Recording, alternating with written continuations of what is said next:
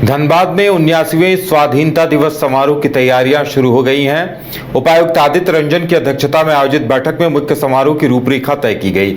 इस वर्ष जिला स्तरीय मुख्य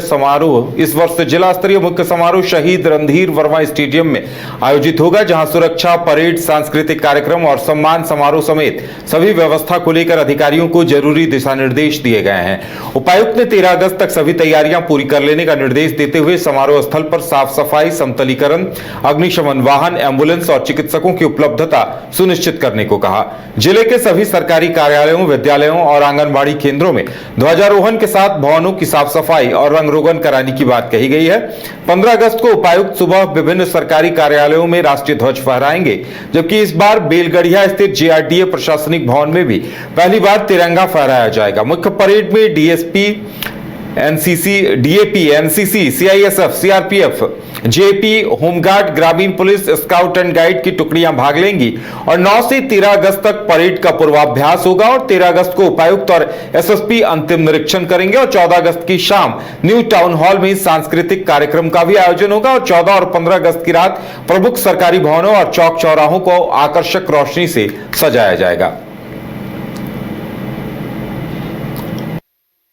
तो सर वो एड्रेस करना था, लेकिन माइक कटे नहीं, उसमें भी नहीं था। एक कॉलर माइक का एकदम स्पेसिफिक बोल देना। 15 अगस्त की आज बैठक हुई, बहुत विस्तृत चर्चा हुई। हम लोग इस बार भी बहुत अच्छे से 15 अगस्त मनाएंगे। हम लोगों के लिए स्वतंत्रता दिवस अपने आप में सबसे बड़ा पर्व है, मुझे लगता है। तो हम लोग कोशिश कर रहे हैं कि पूरे जिले में जितने भी महापुरुष की मूर्तियां हैं, स्वतंत्रता सेनानियों के स्थल बने हुए, उन सबका साफ सफाई, सुसज्जीकरण, लाइट्स लगाना, ये सब काम हम लोगों ने दिया है।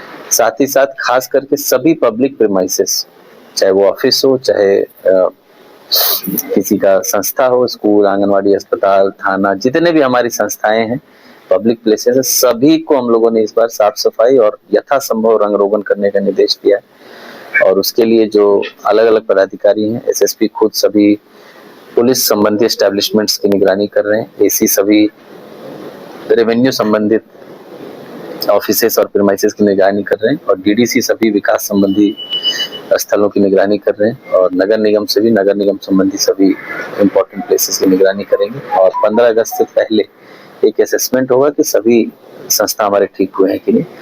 और तीसरा मेन चीज था कि हम लोग का जो प्रमुख कार्यक्रम है उसमें सभी परेड के लिए सभी प्लेटून आए, उनका रिहर्सल होगा। सांस्कृतिक कार्यक्रम 14 तारीख की संध्या को हम लोग करने का प्रयास कर रहे हैं, ताकि उसमें जो विनर होगा उसको हम लोग मंच से सम्मानित कर सके। इस बार जिले में जो अत्यंत ही उत्कृष्ट कार्य किसी ने किया है, जो जिन्होंने देश भर में नाम रोशन किया है, चाहे वो परीक्षाओं में हो, चाहे किसी अन्य मंच पे हो, तो उन सबको हम लोग सम्मानित करने के लिए इस बार कोशिश कर रहे हैं, उनको स्टेज से सम्मानित किया जाएगा। साथ ही साथ 3-4 जो प्रतियोगिताएं हम लोग शुरू की हैं इस बार, best anganwadi, best school, best अस्पताल और बेस्ट पोषण वाटिका, उन सबको भी हम लोग स्टेज से सम्मानित करेंगे, ताकि कॉम्पिटिटिव माहौल में सभी जो है सरकारी संस्थाएं सुधरे और लोगों को उसका उत्कृष्ट लाभ मिले।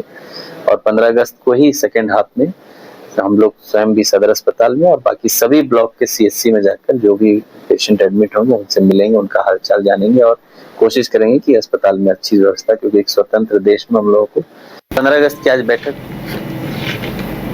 घर रहने का मकान भर नहीं, ये खुशियों की तिजोरी है।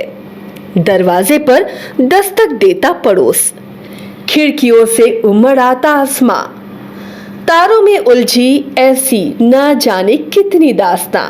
कहती हैं चले डायमंड सिटी, एक सफर हम सफर के साथ अपने घर तक।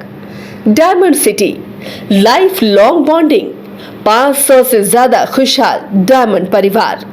जल्दी करें, सिर्फ 200 फ्लैट बाकी। आज ही बुक करें अपना आशियाना।